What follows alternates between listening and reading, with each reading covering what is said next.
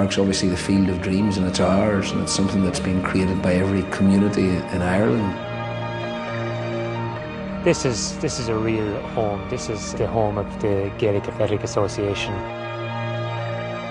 In April 2005, an historic decision was made by the GAA, the governing body of Gaelic Games. At its annual conference, it voted to amend Rule 42, a rule that stopped foreign sports being played on GAA soil. It meant that for the first time in its history, rugby and football would be played at its pride and joy, this wonderful coliseum that is Croke Park, whilst Lansdowne Road is being redeveloped. A brave decision, celebrated by most.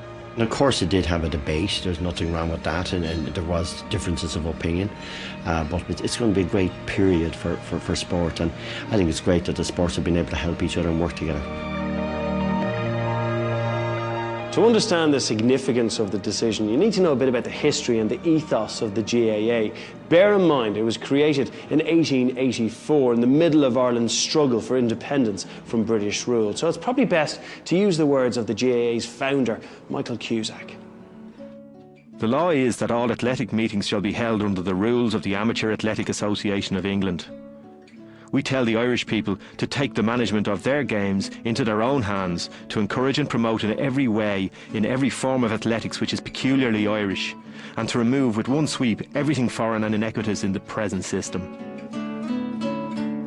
Michael Cusack is still remembered here today. That stand is named after him. In fact, the whole stadium is full of historical references. This is Hill 16. Now, the original terraces were built from the rubble from Sackville Street, now known as O'Connell Street, after the 1916 Rising. And over there, we have the Hogan stand, which commemorates one of the most shocking and bloodiest episodes in Irish history. Sunday, the 21st of November 1920, Dublin were playing Tipperary in Croke Park, but the city was tense as 14 British intelligence officers had been killed that morning by Michael Collins' hit squad. In response, that afternoon, British police auxiliaries and Black and Tans opened fire on the innocent crowd in Croke Park. 14 died. Amongst them, Michael Hogan, the Tipperary captain. It became known as Bloody Sunday.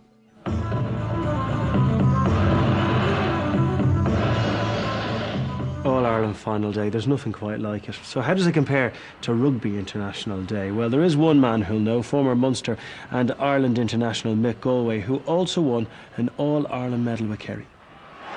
It's still on. Mike Galway. Ger Power.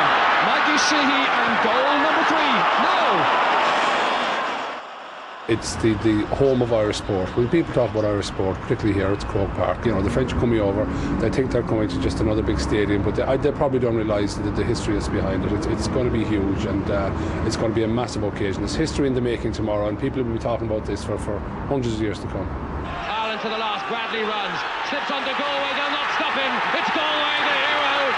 Ireland goes... I think it's going to be the biggest cheer ever in Croke Park, because, you know, the team will come out 3 minutes before the kick-off. The place will be full. It's going to be electric, and it's going to be a magic moment. Another man who knows all about that Croke Park roar is Manchester United and Republic of Ireland and Dublin legend Kevin Moore. I've been very fortunate to play, you know, both Gaelic football and soccer at the very highest level.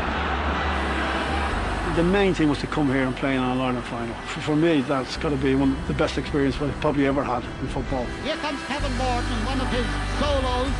There's been no shortcuts with this. This is absolute top drawer, you know, and it's a great thing what the GAA have done here. It's going to be looked upon now because it's been opened up to the other sports as one of the great stadiums in the world.